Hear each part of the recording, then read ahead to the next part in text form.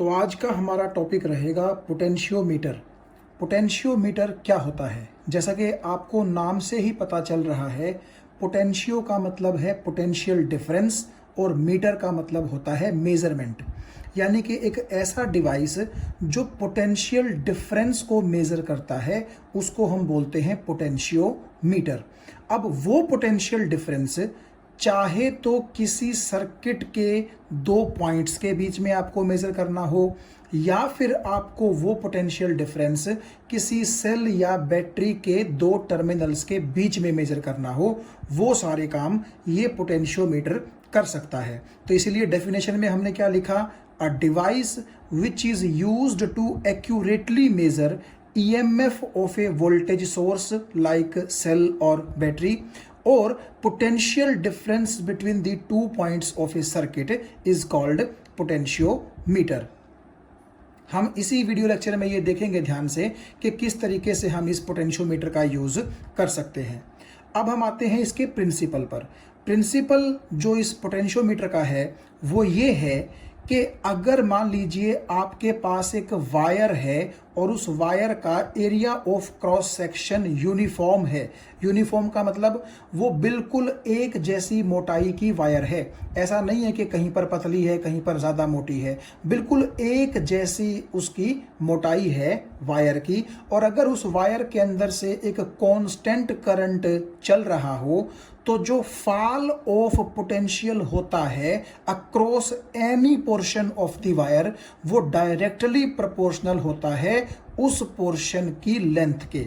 यानी कि आप ऐसा समझ के चल लीजिए कि जितनी ज़्यादा उस वायर के पोर्शन की लेंथ होगी उतना ही पोटेंशियल डिफरेंस ज़्यादा होगा उस पोर्शन के अंदर। खैर ये चीज़ हम अभी आने वाले अगले सेक्शंस में इसी वीडियो के अंदर देखने की कोशिश करेंगे और आपको अच्छे से क्लियर भी हो जाएगा। एक बार मैं आपको फिर से बता दूं कि एक वायर है आपके पास कांस्टेंट जिसके अंदर करंट फ्लो कर रहा है और उसका area of cross section uniform है। तो आप उस वायर पर मान लीजिए दो पॉइंट्स लेते हैं, तो वो दो पॉइंट अगर आपने नज़दीक नज़दीक लिए तो उनमें पोटेंशियल डिफरेंस क्या होगा? कम होगा। और अगर वही आपने दोनों पॉइंट्स दूर दूर लिए, एक आपने एक एंड पर ले लिया दूसरा आपने दूसरे एंड पर ले लिया, तो जितनी ज़्यादा वो पॉइंट्स दूर होंगे उनके बीच का पोटेंशियल डिफरेंस भी उतना ही ज़्यादा होगा। यानी कि आप बोल सकते हैं कि potential difference is directly proportional to the length या distance between the two points. आगे हम इस चीज़ को देखते हैं थोड़ा सा। अब प्रिंसिपल के बाद हम जो पोटेंशियोमीटर है उसका यूज़ दो तरीके से करेंगे हमारे सिलेबस में। पहला, मान लीजिए आपको दो सेल दिए गए हैं और उनकी EMF है E1 और E2, तो आप उनकी EMF को कंपेयर कर सकते हैं। यानी कि आप दोनों EMF का क्या निकाल सकते हैं? रेशो निकाल सकते हैं। और दूसरी चीज़, आपको अगर कोई एक सेल दिया गया हो तो उस सेल का इंटरनल रेजिस्टेंस भी आप पोटेंशियोमीटर की हेल्प से निकाल सकते हैं। तो आगे जो हम वीडियो के अंदर बढ़ेंगे उसमें हम यही दोनों जो काम हैं वो करेंगे। तो चलिए, पोटेंशियोमीटर को पूरी तरह से स्टार्ट करने से पहले हम इन दोनों सर्किट्स को थोड़ा सा पढ़ लेते हैं, समझ लेते हैं, और आने वाले सेक्शंस में ये दोनों जो सर्किट्स हैं ये हमें हेल्प करेंगे हमने जो चीज़ें समझनी है। आप पहले सर्किट में अगर बिल्कुल ध्यान से देखें, मैंने एक 20 वोल्ट की बैटरी जो है वो लगा रखी है और पॉइंट A से लेकर के और पॉइंट B के बीच में मैंने 1 ओहम के 10 रेजिस्टेंसेस सीरीज में जोड़ रखे हैं। आप देखिए, ये पहला, दूसरा, तीसरा, चौथा, पांचवा, छठा, सातवां, आठवां, नौवां और 10वां, ये सभी 10 के 10 रेजिस्टेंस 1 ओहम के हैं और सभी सीरीज में हैं। ऊपर की तरफ भी मैंने क्या किया है, एक 10 ओहम का रेजिस्टेंस लगा रखा है। तो इस पूरे सर्किट में अगर आपसे कोई पूछे कि करंट कितना फ्लो करेगा तो वो आप जानते हैं बड़ा आसान है निकालना। देखिए, ये सभी 10 रेजिस्टेंसेज कहाँ हैं? सीरीज में। तो इनका टोटल कितना हो जाएगा? 10 ओहम। और उस 10 ओहम के साथ ये ऊपर वाला 10 ओहम भी आप देख सकते हैं कहाँ है? सीरीज में। तो टोटल रेजिस्टेंस कितना हो गया? 20 ओहम। और आप देखो बैटरी भी 20 वोल्ट की है, तो naturally V is equal to IR से करंट कितना आ जाएगा? 1 एम्पियर। तो आप ऐसा मान सकते हैं कि इस बैटरी के पॉजिटिव टर्मिनल से ये 1 एम्पियर का करंट जो है वो निकला, और सीरीज में क्योंकि सेम करंट पास करता है इसीलिए हर रेजिस्टेंस से सेम करंट पास करेगा, और वही 1 एम्पियर करंट ऊपर की तरफ चलता हुआ इस 10 ओहम में से भी पास करेगा और फिर बैटरी के अंदर घुस जाएगा और फिर बाहर निकल के इसी तरह से सर्किट के अंदर क्या करता रहेगा? चक्कर लगाता रहेगा। अब देखो ध्यान से आप एक चीज अगर देखें, बैटरी अगर 20 वोल्ट की है तो नेगेटिव टर्मिनल अगर आप 0 वोल्ट पर मानोगे तो पॉजिटिव टर्मिनल आपको कितने वोल्ट पर कहना पड़ेगा? 20 वोल्ट पर। और क्योंकि पॉजिटिव टर्मिनल सीधा यहाँ पॉइंट ए से जुड़ा है तो जो पोटेंशियल यहाँ का होगा वही पोटेंशियल ए का हो जाएगा। इसीलिए मैंने ए का पोटेंशियल कितना लिख दिया है? 20 वोल्ट लिख दिया है। अब आप देखिएगा ध्यान से कि ये जो पॉइंट ए से आगे पहला रेजिस्टेंस, दूसरा रेजिस्टेंस, तीसरा रेजिस्टेंस एंड सो ऑन, जो 10 रेजिस्टेंसेस हमने ये लगा रखे हैं, तो इनके बीच में आपको अलग अलग पॉइंट्स नजर आ रहे होंगे। इन पॉइंट्स का अगर आपसे कोई पूछे कि पोटेंशियल आप निकाल लें तो वो हम कैसे निकालेंगे? देखिए सबसे पहले आप यहाँ ध्यान दीजिए, पॉइंट ए और इस पॉइंट के बीच में 1 ओहम का रेजिस्टेंस है, जबकि 1 एम्पियर का करंट फ्लो करेगा। तो आप ये देखिएगा इन दोनों पॉइंट्स के बीच में करंट है 1 एम्पियर और रेजिस्टेंस है 1 ओहम। तो जब दोनों को आप मल्टीप्लाई कर दोगे R को और I को, तो IR आपको पता है V के बराबर होता है, यानी कि पोटेंशियल डिफरेंस के बराबर होता है। तो 1 इंटू 1 1 हो गया। इसका मतलब ये है कि इन दोनों पॉइंट्स के बीच में 1 वोल्ट का पोटेंशियल डिफरेंस होगा। तो ये तो ऑलरेडी 20 पर है, तो 1 वोल्ट पोटेंशियल डिफरेंस का मतलब है कि इस पॉइंट को कितने वोल्ट पर होना पड़ेगा? 19 वोल्ट पर होना पड़ेगा, क्योंकि 20 में से जब आप 19 सब्ट्रैक्ट करेंगे तभी जाकर के दोनों पॉइंट्स के बीच में 1 वोल्ट का पोटेंशियल डिफरेंस आ जाएगा। और आप देखिएगा इस पॉइंट का पोटेंशियल हमने कम क्यों रखा है 20 से? क्योंकि करंट इस तरफ फ्लो कर रहा है और करंट हमेशा हाई पोटेंशियल से कहां फ्लो करता है?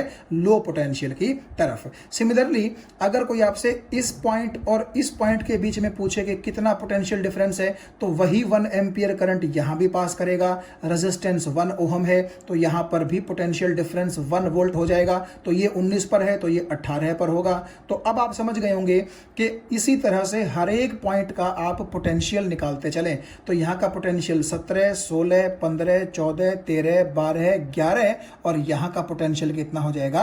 10। अब क्योंकि पॉइंट बी सीधा यहां जुड़ा हुआ है तो यहां का पोटेंशियल कितना हो जाएगा? 10। तो इसका मतलब यह हुआ कि इस 10 ओहम का एक टर्मिनल आ गया 10 वोल्ट पर, और इसका दूसरा टर्मिनल क्योंकि बैटरी के नेगेटिव से जुड़ा है तो वो कितने वोल्ट पर होगा? 0 वोल्ट पर होगा। तो इस 10 ओहम के जो ये 2 टर्मिनल हैं इनके बीच में आप देखिए पोटेंशियल डिफरेंस कितना है? 10 माइनस 0 10 वोल्ट का है। और जो कि आप ऐसे भी निकाल सकते हैं कि यही 1 एम्पियर का करंट जब यूं पास करेगा तो आप देखो इस पॉइंट और इस पॉइंट के बीच में 1 एम्पियर का करंट पास करेगा, जबकि रेजिस्टेंस 10 है। तो 10 इंटू 1 कितना हो गया? 10। तो नेचुरली इन दोनों पॉइंट्स के बीच में 10 वोल्ट का पोटेंशियल डिफरेंस होना चाहिए था, जो कि हमारा है भी। तो हमने इस पूरे सर्किट का ये एनालिसिस कर लिया कि किस पर्टिकुलर पॉइंट का पोटेंशियल कितना होगा, या फिर किन्हीं भी 2 पर्टिकुलर पॉइंट्स के बीच में पोटेंशियल डिफरेंसेस कितने होंगे, सर्किट में करंट कितना चल रहा है, वगैरह वगैरह। हमने पूरा इस सर्किट को क्या कर लिया है? अब एनालाइज कर लिया है। अब देखिएगा ऊपर वाले सर्किट में और नीचे वाले सर्किट में जो थोड़ा बहुत डिफरेंस है, अब मैं वो आपसे शेयर करने जा रहा हूं। आप ऐसा मान लीजिए कि पॉइंट ए से लेकर के और बी के बीच में जो ये 1 ओहम के 10 रेजिस्टेंस थे, तो उन्होंने ए और बी के बीच में टोटल 10 ओहम का रेजिस्टेंस डाल रखा था। तो अब मैं क्या करता हूं, ए और बी के बीच में से ये 10 रेजिस्टेंसेस हटा करके ए और बी के बीच में एक ये लंबी सी वायर जोड़ देता हूं और मान लीजिए इस वायर का रेजिस्टेंस भी कितना है, 10 ओहम है, तो कोई फर्क तो पड़ा नहीं, जो सर्किट ऊपर था वही सर्किट नीचे है। जस्ट फर्क क्या पड़ा है, फर्क सिर्फ इतना पड़ा है कि आपने ए और बी के बीच में से 10 ओहम के ये जो टोटल एक ओहम के 10 रेजिस्टेंस थे ये हटा करके आपने सिंगल एक वायर लगा दी है। लेकिन सर्किट में क्यों फर्क नहीं पड़ा, क्योंकि पहले भी ए और बी के बीच में रेजिस्टेंस 10 ओहम था टोटल, और अब भी इस वायर की वजह से रेजिस्टेंस कितना है, 10 ओहम ही है। ठीक है, तो कोई ऐसी बात नहीं है कि दोनों सर्किट अलग हो गए हैं, बिल्कुल एक ही हैं। बस पहले एक ओहम के 10 रेजिस्टेंस थे, अब सिंपल एक सिंगल वायर है 10 ओहम रेजिस्टेंस की। और मान लीजिए इस वायर की लेंथ है 10 मीटर, यानी कि ए से लेकर के बी के बीच में 10 मीटर लंबाई की वायर है जिसका रेजिस्टेंस 10 ओहम है। तो आप ये समझ गए होंगे कि इस वायर के ऊपर हर 1 मीटर में 1 ओहम का रेजिस्टेंस होगा।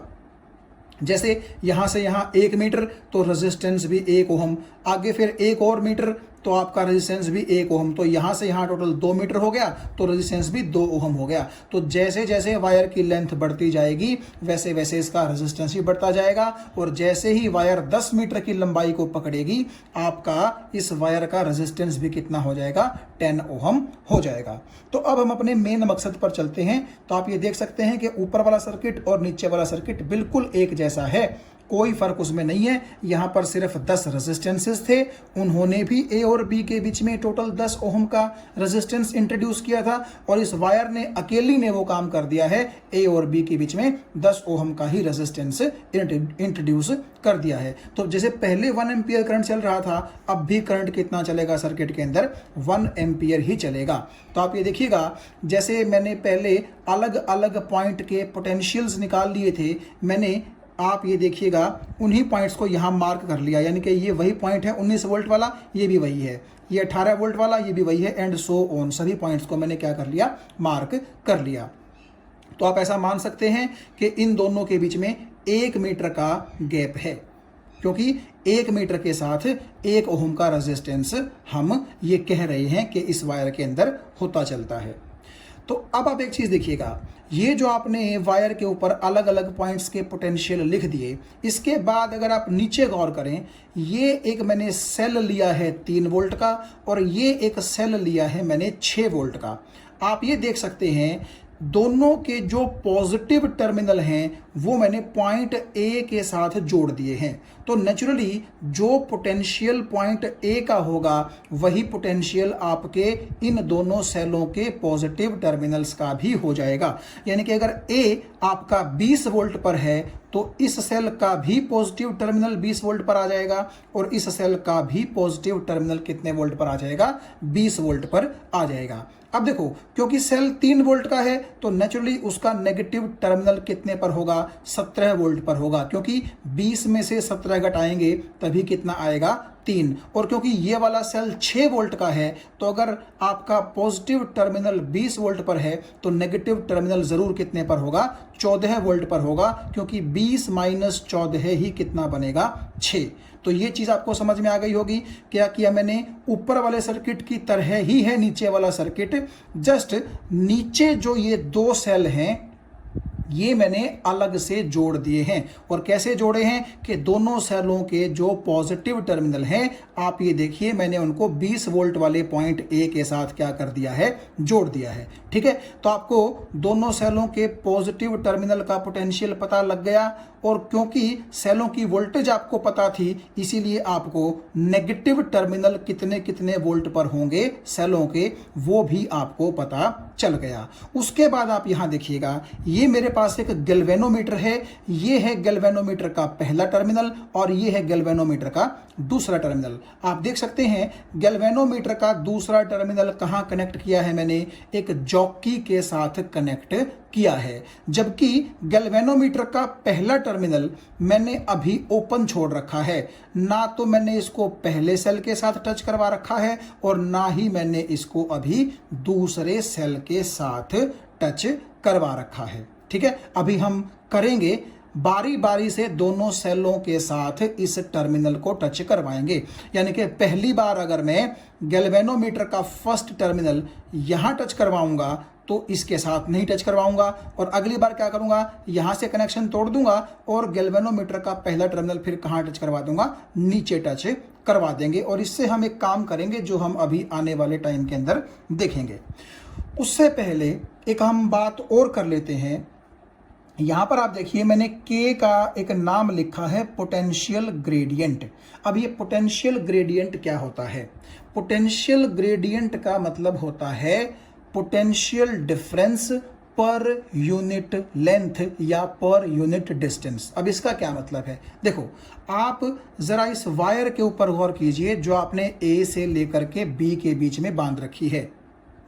देखो, अगर मैं पॉइंट A का पोटेंशियल देखूं तो वो 20 वोल्ट है, पॉइंट B का पोटेंशियल देखूं तो वो 10 वोल्ट है। तो पोटेंशियल डिफरेंस की जगह कितना रख देंगे आप? 20 में से 10 गया तो ऊपर आ जाएगा 10 वोल्ट। ये बात ठीक है। जबकि डिस्टेंस का मतलब है जिन दोनों पॉइंट्स की आप बात कर रहे हैं उन्हीं के बीच का डिस्टेंस। तो आप जानते हैं कि क्योंकि वायर 10 मीटर की है तो A से लेकर के B के बीच में कितना डिस्टेंस है?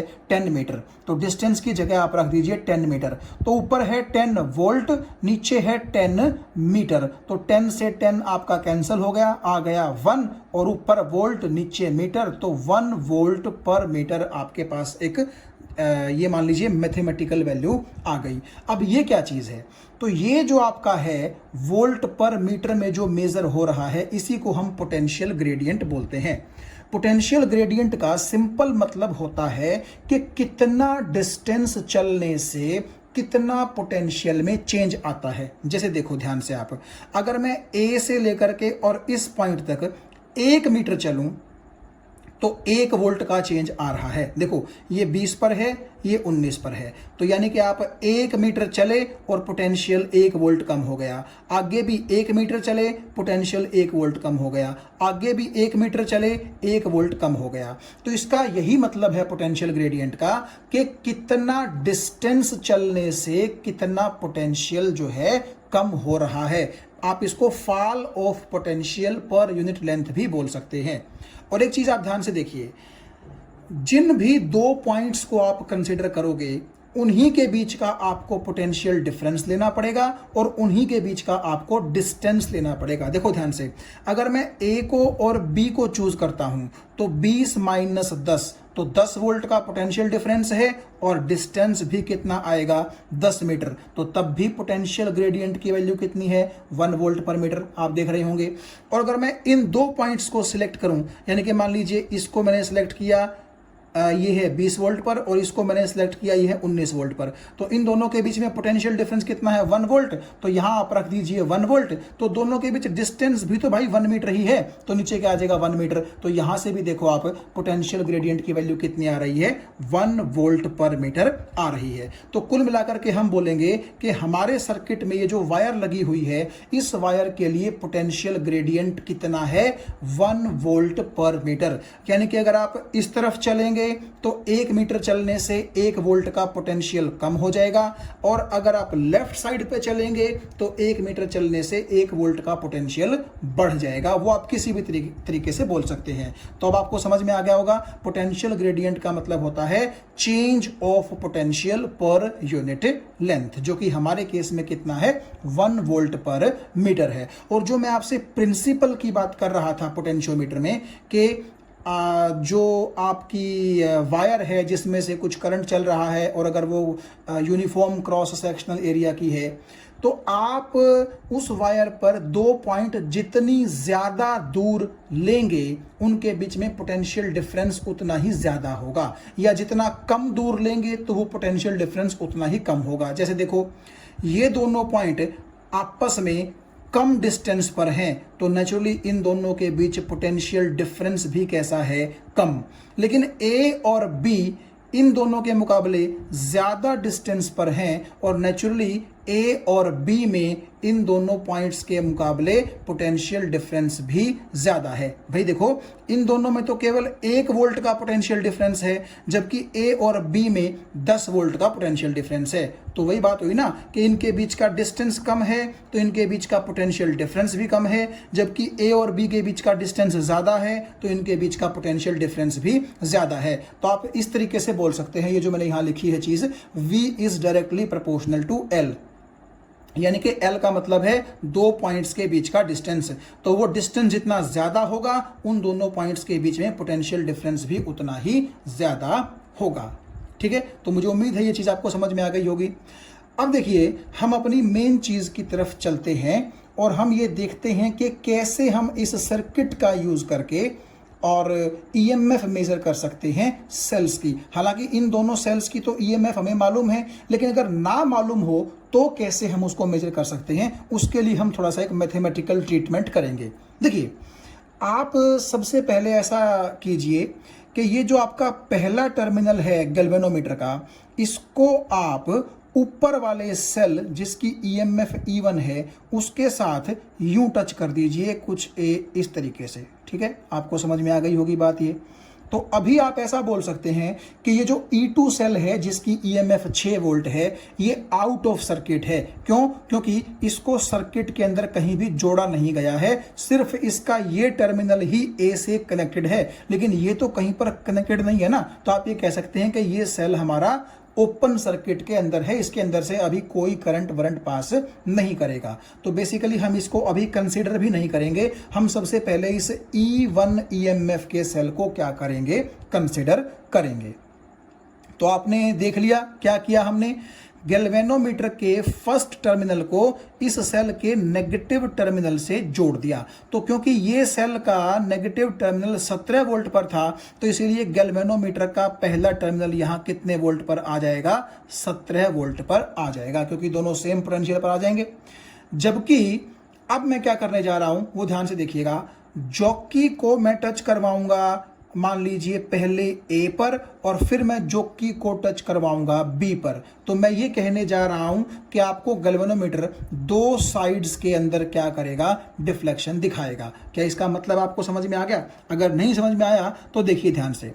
देखो, जब मैं जॉकी को टच करवाऊंगा ए पर, तो क्योंकि ए का पोटेंशियल 20 वोल्ट है, इसीलिए जॉकी का पोटेंशियल भी 20 वोल्ट हो जाएगा। इसका मतलब है गैल्वेनोमीटर का सेकंड टर्मिनल यहां, उसका पोटेंशियल भी कितना हो जाएगा, 20 वोल्ट। अब देखो, यहां पर 20, यहां पर 17, तो हाई पोटेंशियल से लो पोटेंशियल की तरफ अगर करंट यूं चलेगा तो आपको समझ में आ गया होगा कि ये गैल्वेनोमीटर की सुई थोड़ा सा कहां आ जाएगी, लेफ्ट साइड की तरफ आ जाएगी। ठीक है, लेकिन अगर आपने जॉकी को ए से उठा करके मान लीजिए बी पर टच करवा दिया, यानी कि जॉकी आपने टच करवा दी बी पर, तो अब क्योंकि बी का पोटेंशियल है 10 वोल्ट, इसीलिए यहां का पोटेंशियल भी 10 वोल्ट हो जाएगा और यहां का भी पोटेंशियल कितना हो जाएगा, 10। तो अब की बात देखो, ये वाला पहला टर्मिनल गैल्वेनोमीटर का 17 वोल्ट पर और दूसरा टर्मिनल 10 वोल्ट पर, तो ये वाला पोटेंशियल ज्यादा है ना। तो अब की बार ज्यादा पोटेंशियल से लो पोटेंशियल की तरफ किस तरफ करंट चलेगा,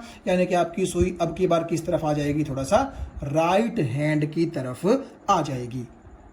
तो आपको सबसे पहले यही काम करना होता है एक्सपेरिमेंट शुरू करने से पहले, कि जैसे ही आप गैल्वेनोमीटर का एक टर्मिनल दिए गए सेल के नेगेटिव टर्मिनल से जोड़ते हैं, तो जॉकी को आप ए पर और बी पर टच करवाइए। तो अगर आपको गैल्वेनोमीटर में 2 साइड डिफ्लेक्शन दिख रहा है, तो इसका मतलब यह है कि हमारे कनेक्शंस सही हैं और नल पॉइंट कहां लाई करेगा, ए और बी के बीच में लाई करेगा। अब वो आप समझ गए होंगे। देखो, जब आप जॉकी को टच करवाएंगे यहां इस पॉइंट पर, यानी कि जो आपकी ये ए बी वायर है पूरी की पूरी, तो आपने जैसे ही ए पर टच करवाया, फिर आप इसको यूं लेकर के चलेंगे आगे की तरफ, तो जैसे ही आप यहां पहुंचेंगे, यानी कि जॉकी को आप जैसे ही 17 वोल्ट वाले पोटेंशियल के पॉइंट से टच करवाएंगे, तो क्योंकि यहां का पोटेंशियल 17 है तो जॉकी का पोटेंशियल भी 17 हो जाएगा, और ये जो सेकंड टर्मिनल है गैल्वेनोमीटर का, इसका पोटेंशियल भी कितना हो जाएगा, 17। तो पहला टर्मिनल भी 17 वोल्ट पर, दूसरा टर्मिनल भी 17 वोल्ट पर, तो पोटेंशियल डिफरेंस डिफरेंस 0, इसका मतलब गैल्वेनोमीटर में से कोई करंट पास अब नहीं करेगा, और नहीं करेगा तो आपका गैल्वेनोमीटर के अंदर जो सुई होती है वो बिल्कुल 0 की तरफ इशारा करेगी, और इसी को हम क्या बोलते थे, नल डिफ्लेक्शन बोलते थे। ये बात आपको समझ में आ गई। तो अब आप एक चीज ध्यान से देखिएगा, जो ये पॉइंट है, आप ये देखिए पॉइंट ए से कितनी दूरी पर आपको मिला है। बेसिकली यहां ए से लेकर के बी तक जो वायर है ना, इसके नीचे भी एक स्केल लगा हुआ होता है, ये देखने के लिए कि ए से कितना सेंटीमीटर दूर आपको वो पॉइंट मिला है। ठीक है, आप समझ गए होंगे। तो अब देखो आप, ये हमें जो नल पॉइंट मिला है वो यहां मिला है, इस तरफ यहां, मतलब कि जब मैं जोकी को यहां 17 वाले पॉइंट पर टच करवाऊंगा तब मुझे क्या मिलेगा, नल पॉइंट मिलेगा। तो आप देखो ध्यान से, यहां से यहां 1 मीटर, फिर 2 मीटर और फिर 3 मीटर, यानी कि पॉइंट ए से कितनी दूर मिला है मुझे नल पॉइंट, 3 मीटर दूर मिला है। ये बात आपको समझ में आ गई। और आप अब एक चीज देखिएगा, अगर मैं इस 3 मीटर को मल्टीप्लाई कर दूं पोटेंशियल ग्रेडियंट से, और आप देखिएगा हमारे केस में पोटेंशियल ग्रेडियंट की वैल्यू कितनी है, 1 वोल्ट पर मीटर। तो 1 वोल्ट डिवाइड बाय 1 मीटर अगर मैं यहां लिख दूं तो मीटर से मीटर चल बसा, तो 3 इंटू 1 वोल्ट, तो आपके पास आंसर क्या आएगा, 3 वोल्ट आएगा। और आप देख सकते हैं हमारे सेल की ईएमएफ भी क्या थी, इतनी ही थी। तो आप यहां पर देखिएगा मैंने लिखा है कि E1 का मतलब पहले सेल की ईएमएफ, तो वो कितनी आ गई। तो आप ऐसा मान लीजिए कि आपको हर बार पोटेंशियल ग्रेडियंट यानी कि के को मल्टीप्लाई करना पड़ेगा, किसके साथ, बैलेंसिंग लेंथ के साथ मल्टीप्लाई करना पड़ेगा। आप जानते हैं इस पॉइंट को हम बोलते हैं बैलेंसिंग पॉइंट, और इस पॉइंट का ए से जो डिस्टेंस होता है तो वो जो लेंथ होती है उसको हम बोलते हैं बैलेंसिंग लेंथ। और हमारे केस में बैलेंसिंग लेंथ कितनी है, 3 मीटर। तो आप देखो मीटर से मीटर चल बसा, तो 3 वोल्ट हमारे पास क्या आ गया, ईएमएफ आ गई हमारे इस सेल की। तो यहां से आप एक चीज बोल सकते हैं क्या, कि मान लो अगर आपको इस सेल की ईएमएफ ना भी पता होती, ठीक है, हमें ना पता होता कि ये पॉजिटिव टर्मिनल कितने वोल्ट पर है, नेगेटिव टर्मिनल कितने वोल्ट पर है, और ना ही हमें इन पॉइंट्स के पोटेंशियल पता होते, मान लीजिए हमें कुछ भी पता नहीं होता, तो हम क्या करते, हम सिंपली ये करते कि गैल्वेनोमीटर का पहला टर्मिनल जोड़ देते सेल के नेगेटिव के साथ, गैल्वेनोमीटर का दूसरा टर्मिनल जोड़ देते जॉकी के साथ, और पॉजिटिव टर्मिनल सेल का जोड़ देते पॉइंट ए के साथ, और उसके बाद जॉकी को ए और बी पर टच करवाते, 2 अलग अलग तरफ हमें डिफ्लेक्शन मिलता, और फिर हम इस पूरी की पूरी वायर के ऊपर क्या ढूंढते, नल पॉइंट ढूंढते, और उस पॉइंट का आप ये मान लीजिए कि ए से डिस्टेंस जो होता वो हमें नीचे का जो स्केल है उससे हम पढ़ सकते, तो हमें वो बैलेंसिंग लेंथ पता चल जाती। तो उस बैलेंसिंग लेंथ को अगर मैं एल मान लूं तो मुझे इस सेल की ईएमएफ लेने के लिए, पता करने के लिए इस बैलेंसिंग लेंथ को किससे मल्टीप्लाई करना था, आप देखिएगा ये है पोटेंशियल ग्रेडियंट। तो इस तरह से आप क्या निकाल सकते हैं, ईएमएफ निकाल सकते हैं। सिमिलरली आप ये देखिएगा कि नीचे का जो सेल आपको नजर आ रहा है, इसके लिए आप क्या करेंगे, इसके लिए आप एक काम कीजिए, पहले ये जो फर्स्ट टर्मिनल है गैल्वेनोमीटर का, इसका ऊपर वाले सेल के नेगेटिव टर्मिनल के साथ जो आपने कनेक्शन जोड़ा इसको तोड़ दीजिए, जबकि अब की बार आप इस first terminal of the galvanometer का कनेक्शन कहां जोड़ेंगे, नीचे वाले सेल के नेगेटिव टर्मिनल के साथ जोड़ेंगे। तो क्योंकि नीचे वाले सेल का नेगेटिव टर्मिनल 14 वोल्ट पर है, तो ये वाला टर्मिनल भी अब कितने वोल्ट पर आ जाएगा, आप देखिएगा 14 वोल्ट पर आ जाएगा। तो अब आप फिर से अगर जॉकी को ए पर टच करवाएंगे तो डिफ्लेक्शन एक तरफ आएगा, आप समझ गए होंगे, और जॉकी को बी पर टच करवाएंगे तो डिफ्लेक्शन दूसरी तरफ आएगा। ठीक है, तो फिर अगर हमें नल पॉइंट ढूंढना है तो आप समझ गए होंगे कि कहां ढूंढना पड़ेगा। जब आप जॉकी को अब की बार यहां 14 वोल्ट के पॉइंट से टच करवाएंगे, मान लीजिए आपने ऐसे टच करवा दिया, ठीक है, तो आप ये देखो कि गैल्वेनोमीटर का फर्स्ट टर्मिनल ऑलरेडी 14 वोल्ट पर है क्योंकि वो इस सेल के नेगेटिव टर्मिनल से जुड़ा है, और जो कि आपने टच करवा दी यहाँ 14 वोल्ट पर, तो यहाँ का पोटेंशियल भी 14 हो गया। तो 14 माइनस 14 आप देखिए पोटेंशियल डिफरेंस 0 हो गया। इसका मतलब अब आपको नल डिफ्लेक्शन मिल जाएगी। ठीक है, और आपको मैंने क्या बताया था, नल डिफ्लेक्शन जिस पॉइंट पर आपको मिलती है उस पॉइंट का ए से डिस्टेंस आप देख लें। देखो 1 metre, 2 metre, 3 metre, 4 4 metre, 5 metre, 6 metre, तो ये 6 मीटर दूर मिला हमें ए से। और आप जानते हैं हमारे केस में पोटेंशियल ग्रेडियंट कितना है, 1 वोल्ट पर मीटर, तो इसको मल्टीप्लाई कर दीजिए पोटेंशियल ग्रेडियंट से, तो मीटर से मीटर कैंसिल हो गया, 6 इंटू 1 वोल्ट, आप देखिए कितना आ गया, 6 वोल्ट आ गया। तो अब आप ये अपने दिमाग में पिक्चर बड़े आराम से बना सकते हैं कि किसी भी सेल की ईएमएफ को निकालने के लिए आपको क्या करना पड़ेगा, बैलेंसिंग लेंथ को उस क्या कहते हैं पोटेंशियोमीटर के पोटेंशियल ग्रेडियंट से आपको मल्टीप्लाई करना पड़ेगा, और तब आपको उस सेल की क्या मिल जाएगी, ईएमएफ मिल जाएगी। तो इस तरीके से हमने क्या किया, बारी बारी से जो पहला टर्मिनल है गैल्वेनोमीटर का, उसको पहले सेल के साथ जोड़ा, फिर हटा करके उसको दूसरे सेल के साथ जोड़ा, दोनों सेल की ईएमएफ हमने निकाल ली, और नेचुरली अब हम चाहें तो इनका रेशो निकाल सकते हैं।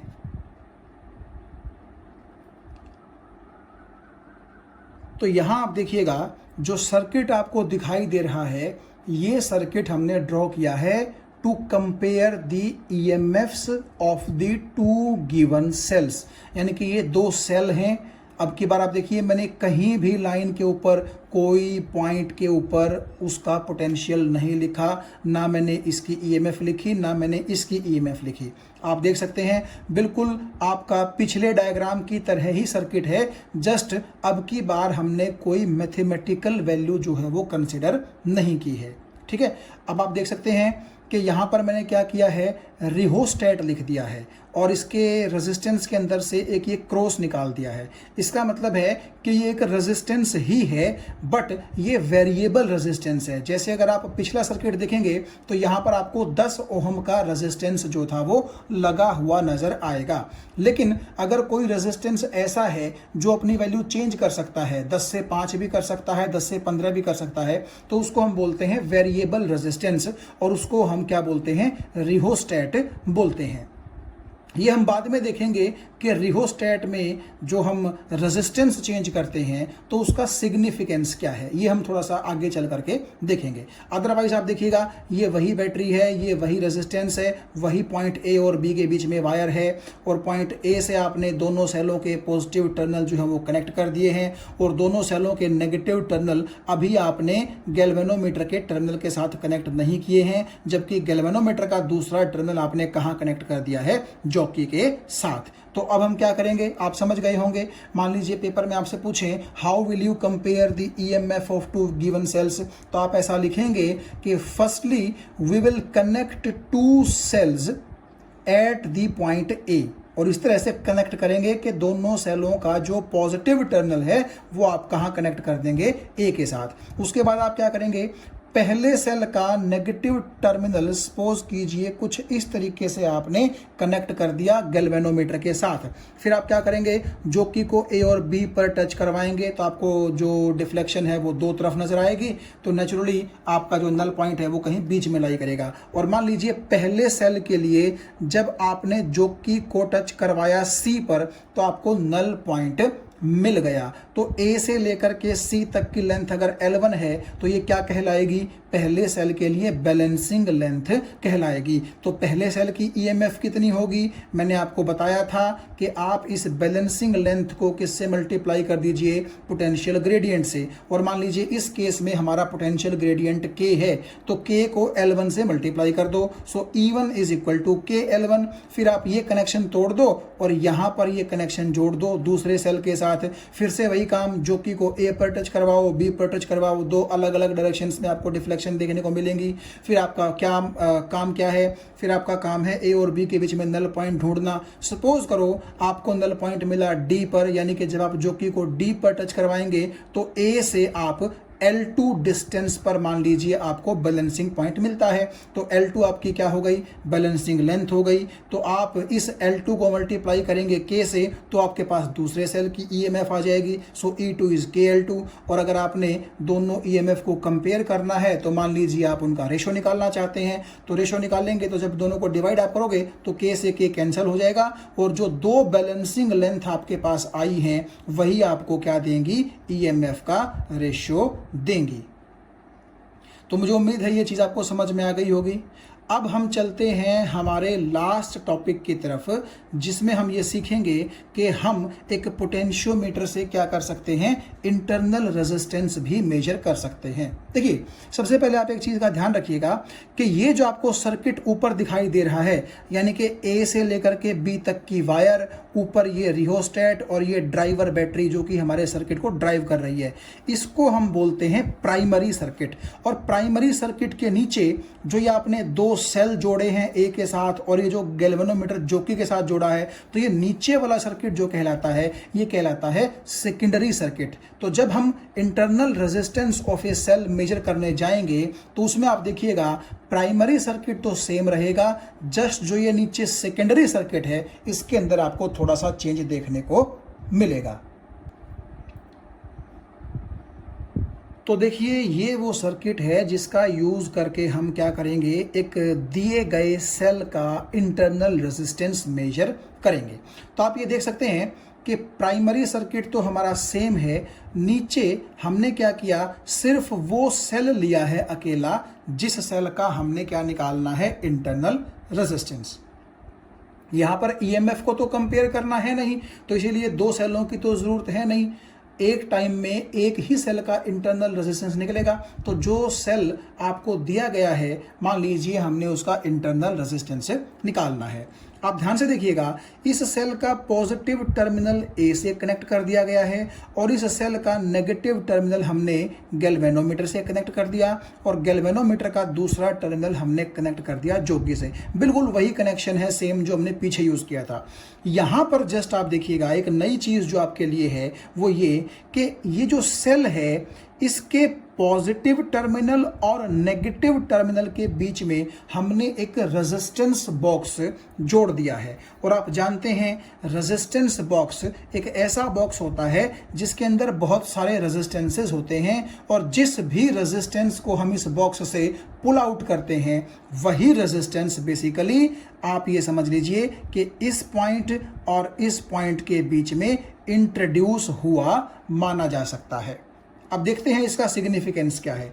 देखो, सबसे पहले आप एक काम करिए कि ये जो रेजिस्टेंस बॉक्स का एक टर्मिनल आपने positive terminal of the cell से जोड़ रखा है और जो दूसरा टर्मिनल आपने negative terminal of the cell से जोड़ रखा है, किसी भी एक वायर को हटा दीजिए ताकि नीचे की तरफ कोई करंट ये रेजिस्टेंस बॉक्स ना ड्रॉ कर सके सेल से। चाहे आप इस वायर को हटा दीजिए, चाहे आप इस वायर को हटा दीजिए, ठीक है ना।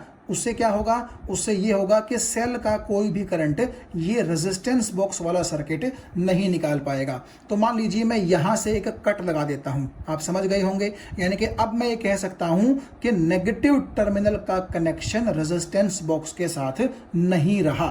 तो आप ये मान के चल लीजिए कि ये रेजिस्टेंस बॉक्स बेसिकली एक ओपन सर्किट कंडीशन में आ चुका है।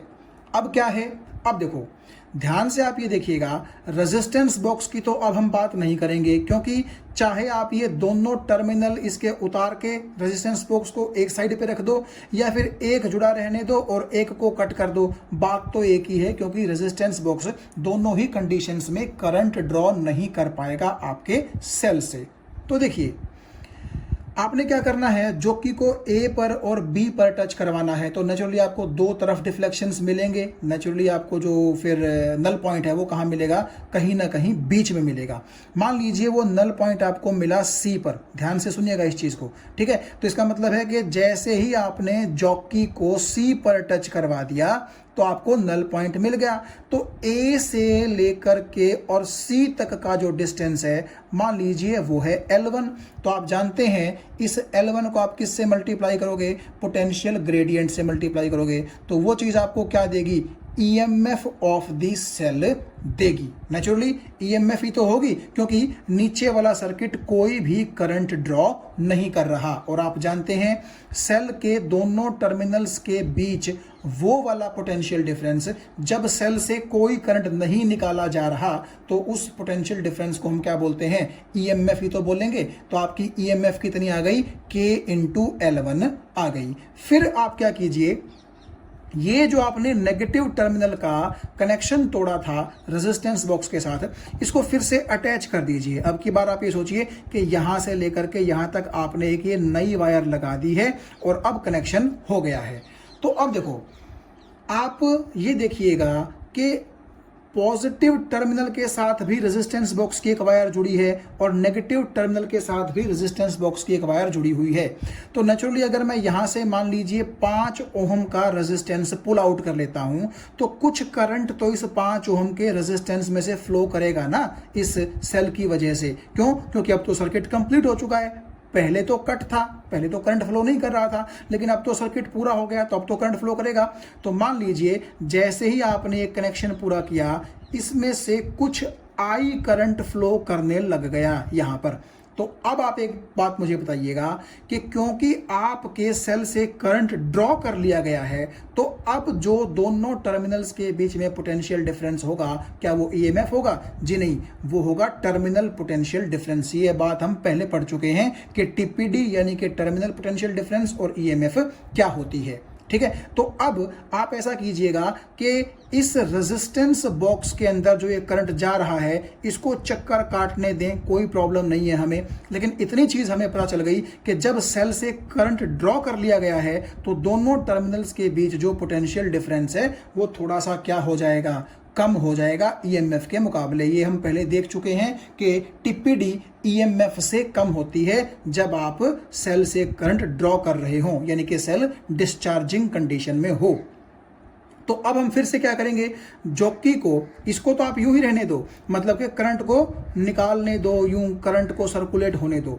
जॉकी को आप ए पर और बी पर टच करवाइए, तो आपको दो तरफ डिफ्लेक्शन देखने को मिलेगा। और अब आपको फिर से क्या ढूंढना पड़ेगा? बैलेंसिंग पॉइंट ढूंढना पड़ेगा। तो अब की बार आपको बैलेंसिंग पॉइंट डी पर मिलेगा, जो कि आप ये देखिए सी के मुकाबले थोड़ा सा ए के नजदीक है, यानी कि ए और सी के बीच का डिस्टेंस ज्यादा है, जबकि ए और डी के बीच का डिस्टेंस कम है। मान लीजिए पहले जैसे आपको L1 लेंथ पर बैलेंसिंग पॉइंट मिला था, अब की बार आपको मान लीजिए L2 लेंथ पर बैलेंसिंग पॉइंट मिल गया है। तो आप ये देख सकते हैं कि L2 L1 से कम है। अब पहले तो हम ये देखेंगे कि अगर आप इस L2 को K से मल्टीप्लाई कर दो, यानी कि KL2, तो वो आपको क्या देगा? वो आपको देगा टर्मिनल पोटेंशियल डिफरेंस, यानी कि V की वैल्यू आपको देगा। ये KL2 आपको EMF नहीं देगा। क्यों? क्योंकि आप ये देखिएगा कि करंट इस रेजिस्टेंस बॉक्स के अंदर चक्कर काट रहा है, यानी कि कुछ ना कुछ करंट इस रेजिस्टेंस बॉक्स ने ड्रॉ किया है सेल से। और नेचुरली जब सेल से कुछ करंट ड्रॉ किया जाता है, तो तब सेल के दोनों टर्मिनल्स के बीच में जो पोटेंशियल डिफरेंस होता है वो ईएमएफ नहीं होती, बल्कि टीपीडी होता है। इसीलिए ये KL2 आपको क्या देगा? टर्मिनल पोटेंशियल डिफरेंस देगा। और ये आप जानते हैं पहले से कि टर्मिनल पोटेंशियल डिफरेंस क्योंकि ईएमएफ से थोड़ा सा कम होता है सेल की डिस्चार्जिंग के वक्त, तो नेचुरली यहां पर आप देखो ये के यूं का यूं है, के यूं का यूं है, तो नेचुरली लेंथ जो यहां पर है वो ज्यादा होगी, तभी तो ईएमएफ ज्यादा होगी ना। तो इसीलिए V के साथ जो आप L2 लिखेंगे, इस लेंथ को क्या होना पड़ेगा? थोड़ा सा पहले के मुकाबले कम होना पड़ेगा। इसीलिए आपको टीपीडी के केस में जो बैलेंसिंग पॉइंट मिलता है वो पहले मिले बैलेंसिंग पॉइंट के कहां लाई करता है? लेफ्ट साइड में लाई करेगा। राइट साइड में ले जाने की गलती आप मत कर दीजिएगा, क्योंकि आप देखो L1 बड़ा है तो नेचुरली KL1 बड़ा होगा, यानी कि EMF बड़ी होगी। और L2 जब छोटा होगा तभी तो KL2 यानी कि V छोटा होगा ना E से। ठीक है, अगर आपने L2 को बड़ा कर दिया, मान लीजिए कोई आपसे कहता है कि यहां आपको L2 मिल गया, तो आप देखो अगर L2 बड़ा हो गया तो KL2 भी तो बड़ा हो जाएगा, जबकि आप जानते हैं कि टीपीडी EMF से बड़ा नहीं हो सकता, खासतौर पर तब जब आपके सेल से करंट ड्रॉ किया जा रहा हो। तो इस चीज का आप खास ध्यान रखिएगा कि आपको कहां मिलेगा टीपीडी के लिए बैलेंसिंग पॉइंट? पहले मिले बैलेंसिंग पॉइंट के थोड़ा सा लेफ्ट साइड में मिलेगा। भले ही वो यहां मिले, यहां मिले, यहां मिले, वो कोई दिक्कत नहीं है, लेकिन थोड़ा सा आपको लेफ्ट में ही रखना पड़ेगा बैलेंसिंग पॉइंट को, ताकि टीपीडी कम हो सके और ईएमएफ क्या हो सके? ज्यादा हो सके। तो अब आपको इस नीचे वाले सर्किट का मतलब समझ में आ गया होगा कि हमने इसको पहले तो अनऑपरेशनल रख दिया ताकि ईएमएफ मेजर कर सकें, और बाद में इसमें से करंट फ्लो करवा दिया ताकि हम क्या मेजर कर सकें? टीपीडी मेजर कर सकें। तो आप ये देखिएगा ईएमएफ आ गई KL1 के बराबर और टीपीडी आ गया KL2 के बराबर, और ये इंटरनल रेजिस्टेंस का हम फॉर्मूला पहले पढ़ चुके हैं। तो E/V-1 इंटू कैपिटल R। ये कैपिटल R क्या होता है? ये कैपिटल R वो रेजिस्टेंस होता है जो आपने रेजिस्टेंस बॉक्स में से पुल आउट किया होता है। तो अगर 5 ओम किया है तो यहाँ 5 लिख दीजिए, कोई और किया है तो कोई और लिख दीजिए। तो E की वैल्यू ये पुट कर दो, V की वैल्यू ये पुट कर दो, K से K कैंसिल हो जाएगा, तो आपके पास इंटरनल रेजिस्टेंस का ये फॉर्मूला आ जाएगा। और नेचुरली L1 और L2 तो आपके पास नीचे लगे हुए स्केल से आ ही गई हैं, तो उनकी वैल्यू यहाँ पुट कीजिए। R की वैल्यू यानी कि रेजिस्टेंस बॉक्स में से आपने कितना रेजिस्टेंस पुल आउट किया था वो रखिए, आपके पास internal resistance of the cell की वैल्यू आ जाएगी। तो हालांकि हम ईएमएफ कंपेयर करना भी सीख चुके हैं और इंटरनल रेजिस्टेंस निकालना भी सीख चुके हैं पोटेंशियोमीटर से, लेकिन फिर भी 2 पॉइंट्स अभी हमने और डिस्कस करने हैं जो बड़े इंपॉर्टेंट हैं। और पहला पॉइंट ये है, बड़े ध्यान से सुनिएगा, कि जिस सेल की आप ईएमएफ निकालना चाहते हैं उस सेल की जो ईएमएफ है वो इस ड्राइवर सेल की ईएमएफ से कम होनी चाहिए, किसी भी केस में ज़्यादा नहीं होनी चाहिए। यानी कि मेरा कहने का मतलब ये है कि अगर आपका ड्राइवर सेल 20 वोल्ट का है तो आपका जो सेल आप सेकेंडरी सर्किट में लगा रहे हो किसी भी हाल में वो सेल ज़्यादा वोल्टेज का नहीं होना चाहिए ड्राइवर सेल से। एग्जाम्पल के तौर पे आप ध्यान से देखो, मान लीजिए आपने क्या किया, ये एक सेल ले लिया जिसकी वोल्टेज है 25 वोल्ट। तो आप ये देखिएगा ड्राइवर सेल की वोल्टेज से इस सेल की वोल्टेज ज़्यादा है कि नहीं है, ठीक है। तो अगर अब आप सोचें कि मैं इसकी ईएमएफ आराम से कैलकुलेट कर लूँगा तो वो नहीं होगा। क्यों नहीं होगा? देखो, हम क्या करते हैं, सेल के पॉजिटिव टर्मिनल को यहाँ A से कनेक्ट करते हैं। तो A का अगर पोटेंशियल 20 वोल्ट है तो इसका मतलब है कि सेल के पॉजिटिव टर्मिनल का भी पोटेंशियल कितना हो जाएगा? 20 वोल्ट हो जाएगा। और क्योंकि सेल 25 वोल्ट का है तो सेल का नेगेटिव टर्मिनल नेचुरली कितने वोल्ट पर होना चाहिए? -5 पर। क्यों? क्योंकि 20 माइनस -5 तभी जाकर तो 25 होगा। ये बात आपको समझ में आ गई। और देखो, गैल्वेनोमीटर का एक सिरा आपने कनेक्ट कर दिया यहाँ सेल के नेगेटिव के साथ, और गैल्वेनोमीटर का दूसरा सिरा आपने कनेक्ट कर दिया कहाँ? जॉकी के साथ। तो हमारा जो पोटेंशियोमीटर है वो किस प्रिंसिपल पर काम करता है? मेरा मतलब हमें आसानी कब होती है? जब हमें A और B के बीच में क्या मिल जाए? नल पॉइंट मिल जाए। तो अब आप खुद सोचो कि गैल्वेनोमीटर का एक टर्मिनल अगर -5 पर है तो गैल्वेनोमीटर का दूसरा टर्मिनल भी जब -5 पर होगा तभी तो डिफ्लेक्शन नल आएगा। तो आप जॉकी को कहाँ टच करवाएंगे? जरा देखना, आप A पर टच करवाओगे या आप B पर टच करवाओगे, दोनों ही सूरतों में यहाँ का पोटेंशियल -5 नहीं आ पाएगा। यानी कि आपको गैल्वेनोमीटर के अंदर नल डिफ्लेक्शन ही ऑब्टेन नहीं हो पाएगा। जबकि अगर ये वाला सेल सिंपली 5 वोल्ट का होता तो क्या होता? तो आप देखिएगा कि क्योंकि ये वाला टर्मिनल 20 वोल्ट पर है तो नेचुरली यहाँ वाले टर्मिनल का पोटेंशियल कितना हो जाता? 15 वोल्ट हो जाता। और तब हम क्या करते, इस चौकी को यहाँ 15 पर टच करवाते, तो ये 15 पर, ये 15 पर, तब आपका नल पॉइंट आपको ऑब्टेन हो सकता था। तो मुझे उम्मीद है ये चीज़ आपको समझ में आ गई होगी कि सेकेंडरी सर्किट में जो भी आप सेल्स यूज़ करते हैं, आपको उनकी ईएमएफ निकालनी है या आपको उनकी ईएमएफ कंपेयर करनी है, तो उनकी वोल्टेज इस ड्राइवर सेल की वोल्टेज से कम होनी चाहिए। यानी कि इस सेल की वोल्टेज ज़्यादा होनी चाहिए, तभी सर्किट ऑपरेट होगा। अगर आपने क्या किया, इस सेल की वोल्टेज कम रख दी और नीचे जो सेकेंडरी सर्किट में हम सेल्स यूज़ करते हैं उनकी वोल्टेज ज़्यादा रख दी, तो आपको इस वायर के ऊपर नल पॉइंट ऑब्टेन नहीं हो पाएगा। तो चलिए अब बात करते हैं सेंसिटिविटी ऑफ पोटेंशियोमीटर की।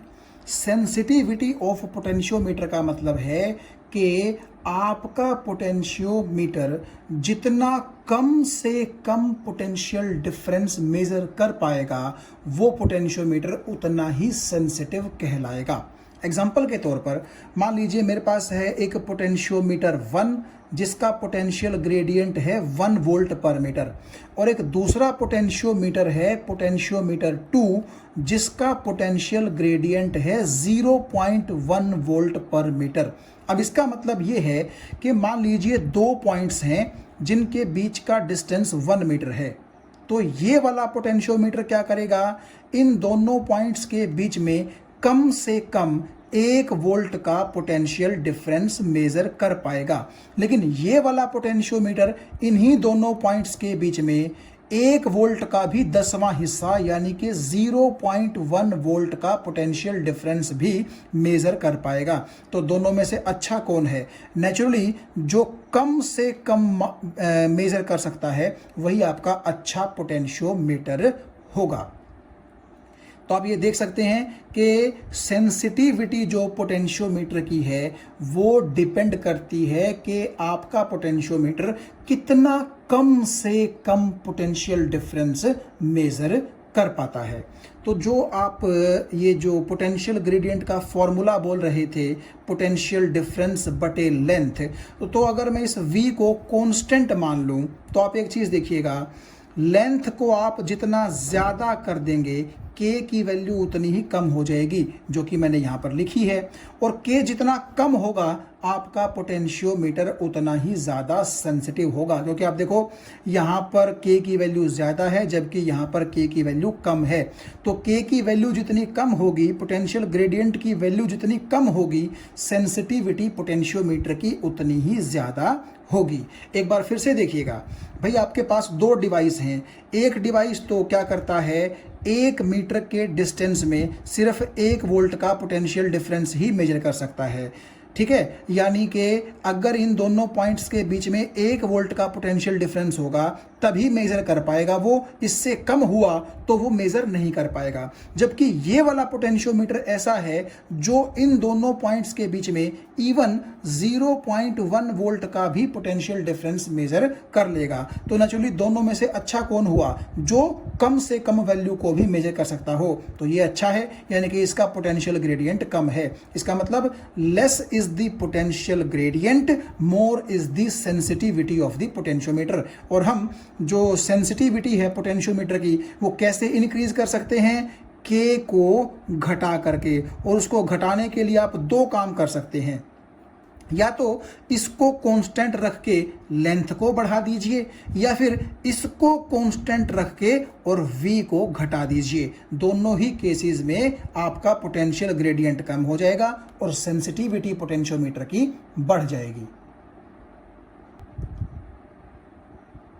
और देखिए यहां देखिए आप, जब मैं आपको बोल रहा था कि ये एक वेरिएबल रेजिस्टेंस है जिसको हम रिहोस्टेट कहते हैं, तो ये किस काम आता है, आप यहां से इस रिहोस्टेट का रेजिस्टेंस चेंज करके बेसिकली क्या करते हैं, अपने पोटेंशियोमीटर की सेंसिटिविटी को चेंज कर सकते हैं। तो इसीलिए अगर आपको सेंसिटिविटी चेंज करनी है तो उसके लिए आपको सर्किट में एक ऑप्शन छोड़ना था कि हम सेंसिटिविटी को चेंज कर सकें। तो वो सेंसिटिविटी यहाँ हम इस रेजिस्टेंस की वैल्यू को चेंज करके कर सकते हैं। तो चलिए अब देखते हैं कि इस रेजिस्टेंस की वैल्यू को चेंज करके हम सेंसिटिविटी कैसे चेंज कर सकते हैं। आप ध्यान से देखिएगा, ये जो डायग्राम मैंने आपको दिखाया है ये मैं शुरू में ही आपको एक्सप्लेन कर चुका हूं। और इस केस में आप क्या कर रहे हैं, 1 मीटर का जो डिस्टेंस था दो पॉइंट्स के बीच में, आप यहां नीचे भी देख सकते हैं, तो 1 मीटर के डिस्टेंस में आप 1 वोल्ट का पोटेंशियल डिफरेंस मेजर कर सकते थे। यानी कि आप देखिए ये 20 पर है, ये 19 पर है, और 1 मीटर का इनमें डिस्टेंस है, तो 1 मीटर डिस्टेंस में आप 1 वोल्ट का पोटेंशियल डिफरेंस मेजर कर सकते थे। कब? जब यहां पर रेजिस्टेंस 10 ओम का लगा हुआ था। अब मैं यहां 10 ओम से चेंज करके आपके सामने वैल्यूज दोबारा रखूंगा और तब आप ये समझ पाएंगे कि कैसे सेंसिटिविटी इस रेजिस्टेंस के चेंज होने से चेंज होती है।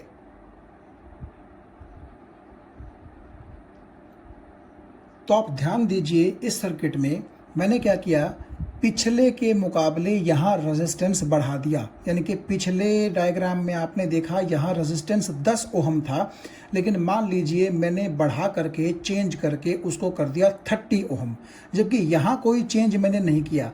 ये वही 10 रेजिस्टेंस हैं 1 ओहम के, तो नीचे वाली ब्रांच का रेजिस्टेंस तो हो गया 10 ओहम, जबकि ऊपर है 30, तो टोटल कितना हो गया 40। तो आपके सर्किट का टोटल रेजिस्टेंस हो गया 40 ओहम, जबकि बैटरी की वोल्टेज है 20 वोल्ट। तो आप जब अब V = IR लगाएंगे तो करंट आपके पास आएगा आधा एम्पियर, यानी कि 0.5 एम्पियर। ठीक है, तो वही आपका जब करंट इसके अंदर से फ्लो करेगा तो पहले तो क्या था, यहाँ का पोटेंशियल 20 था, यहाँ का 19, 18, 17 ऐसे था, लेकिन अब आप देखिए पोटेंशियल्स की वैल्यू चेंज हो चुकी है। और ऐसा क्यों हुआ? क्योंकि देखो ध्यान से, ये जो आधा एम्पियर का करंट पास करेगा यूं, तो आप यहाँ देखो ध्यान से, इस पॉइंट और इस पॉइंट के बीच में ये रेजिस्टेंस है 1 ओहम का। तो आपके इन दोनों टर्मिनल्स के बीच में पोटेंशियल डिफरेंस कितना होगा, V = IR लगा के हम निकाल सकते हैं। ठीक है, तो I है हमारा आधा एम्पियर, R है हमारा 1 ओहम, तो आधे को जब 1 से मल्टीप्लाई करोगे तो नेचुरली पोटेंशियल डिफरेंस कितना आएगा, आधा वोल्ट, यानी कि 0.5 वोल्ट। तो ये वाला टर्मिनल तो ऑलरेडी 20 पर है, आप देखिए, तो आधे वोल्ट का पोटेंशियल डिफरेंस है, तो इस टर्मिनल को कितने वोल्ट पर होना पड़ेगा, 19.5 वोल्ट पर होना पड़ेगा। क्यों? 20 में से जब आप 19.5 घटाएंगे तभी जाकर के पोटेंशियल डिफरेंस कितना आएगा, 0.5 वोल्ट का आएगा। सिमिलरली आप बाकी पॉइंट्स के भी पोटेंशियल्स निकाल सकते हैं।